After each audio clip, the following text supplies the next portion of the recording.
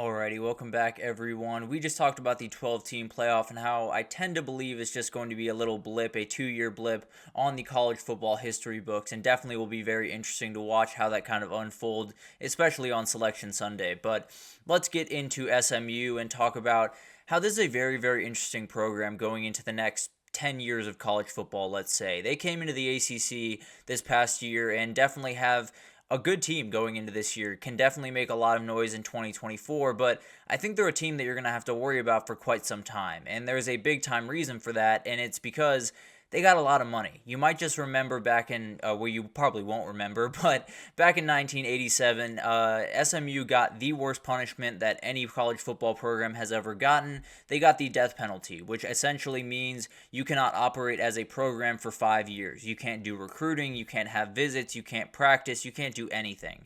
And it essentially buried the program. For a very long time, SMU was just trying to make it by. They were trying to make the money that they needed to make. They were trying to be able to have an athletic department, and that was really the reality for quite some time. But now, 37 years down the road, they're in the ACC and they're back at the table. And I think that's kind of a scary thought for some people out there because the pockets are really deep. The thing that they got in trouble for back in 1987 and got them the worst penalty that I've ever seen, and one that, frankly, I don't think should ever be given out, but that's a total side point that we can get into later.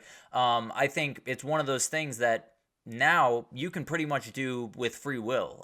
Now there's some ers and ahs in there that they probably can't do quite as readily at this time, but there's more wiggle room, and SMU just needed that little bit of wiggle room, and especially they needed just a seat at the table. So they got into the ACC, and one of the big things here is they got into the ACC for nothing. They didn't want any of the big time or any of the media rights deals for the next 10 years. So that's leaving about $270 million on the table just to get a seat at the table, which is obviously the big time trend we've seen in college football, whether it's coaches or players or teams or entire schools. Everyone's just trying to get to the Power 4 level because they see the writing on the wall. Everything is getting very, very sketchy in this game, and everything is leaning more and more towards the powers that be at the top, and it's going to cause the end of the group of five in a lot of different ways. So SMU got out in the nick of time. They had some trouble getting into the Big 12, but finally got into the ACC, and they left a lot of money on the table, but they've already raised a lot of money. They've raised about $125 million over the last little bit since they've gotten into the ACC, and that's going to fund them for about the next 5 years. And obviously there's some more bills that are going to come due that they'll absolutely have to deal with, but they have some donors that just have the deepest pockets that you could ever imagine. So I think there's going to be a lot of things to kind of unpack here, and this is not a school that's walking in that doesn't have history. This is a school that has 11 Southwest Conference championships with, teams like Texas and OU and all of these really, really tough teams in that conference back in the day. They have a Heisman winner in Doak Walker. You might just know the award for the best running back in the country. That's who it's named after. So this is a team, and then you have Eric Dickerson, who is one of the best running backs in the history of college football. He finished third in Heisman voting in 1982. So this is obviously a program that has history, that has plenty of market value, and that sits right in the center of a big-time city in Dallas. So I think this is one of those programs that the world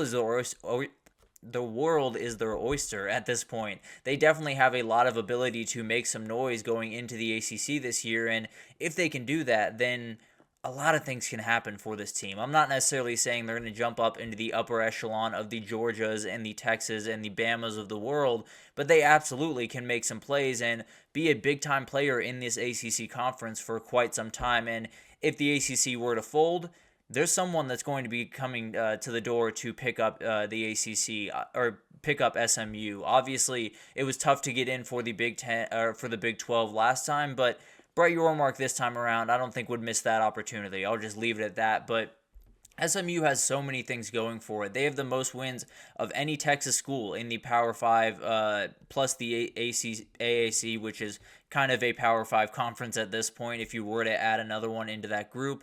Over the last 4 seasons, they've had the most wins of any Texas team in that group of conferences. So obviously a really good program right now. 32% of the athletic budget goes towards football, which is right around where the ACC members do it. So that totally makes sense. They have the 8th highest ACC endowment, which is definitely a little bit lower, but I tend to believe is going to come up as this athletic department, as this program, and as the school kind of just gets a little bit bigger. And then they're top 6 nationally on coaches' salaries. So they can do pretty much anything that all of these big guys can do. Now, they obviously have a little bit of an uphill battle still to fight, even 37 years after all of that stuff went down with the death penalty and everything in between. But the reality is, this is a very dangerous team. And if they can get their feet under them and especially get their financials in order, which is not necessarily too hard to do for SMU, they absolutely can be a player not only in the ACC, but in the entirety of college football. There is a lot of talent right in that city of Dallas where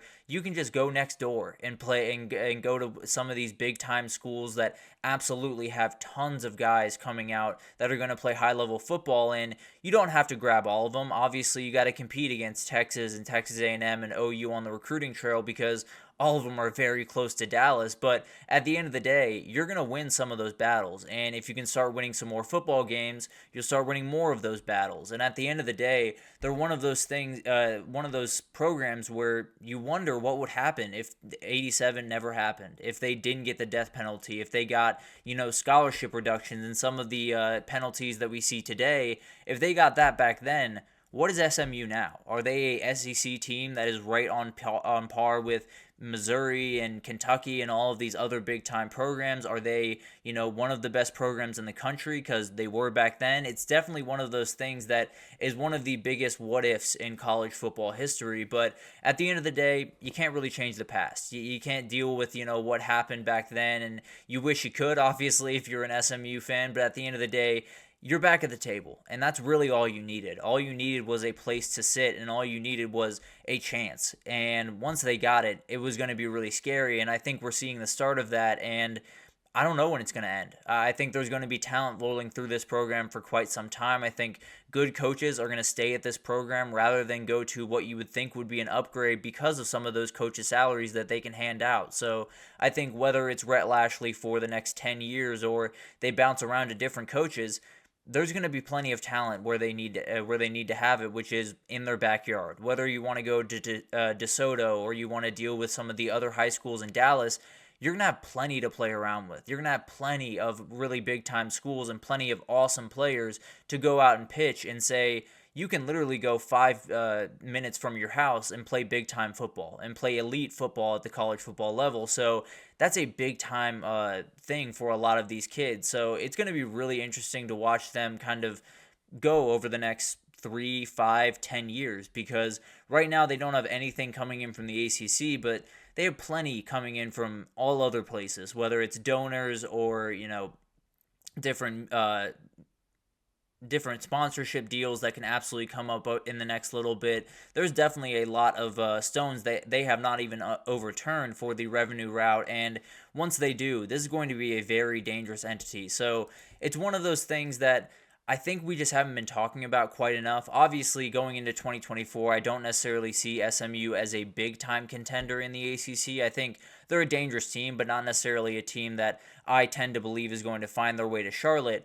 That doesn't mean they cannot be a big-time player in this conference going forward, and I tend to believe it's going to start in 2025 and not end for quite some time because the money is not going to stop rolling in for quite some time, and as we've all kind of figured out over the last little bit, that tends to be the big-time moniker. So it's going to be really interesting to watch all of this kind of unfold, and I think when you look at SMU, they're not necessarily the craziest product to a lot of the younger kids in the college football world, but they're a big deal, and they're one of those that if you just hit the right buttons over the next couple of years on the football field, then everything off the football field is in really good shape to be just an absolute rocket ship that takes off. So I think this is a team and a conference in particular that they can attack, and they can absolutely be in the conversation for playoffs going forward and maybe even in 2025. And if they're on a national stage and some of these Dallas kids can see a Dallas team playing in the playoff, there's going to be no question that recruiting is going to get a big-time boost, and then it's just off running. So I think SMU is one of those teams that right now going into 2024 might not be the most interesting story, but they're definitely really interesting going after 2024, and even going into 2024, they're plenty interesting. But it's definitely one of those things where it feels like a Giant was just kind of wounded a little bit and definitely got knocked to the ground for quite some time. But 37 years later, they're back healthy and they're coming for just about everything in college football. And they can compete more than some people are giving them credit for. But that'll be really interesting to watch. Let's take our third break here. And when we come back, we're going to unpack the top contenders' seasons and where they'll be decided. There's about a 4-week stretch, 3-week stretch where a lot of teams' kind of seasons are decided, whether that's, they go the wrong direction in those, they go the right direction. It decides, are you a championship contender, are you not? And I'll break down the big four teams, Ohio State, Georgia, Texas, and Oregon, and we'll break down where I see those games coming for them in 2024. So stick with us, and we'll be right back with that.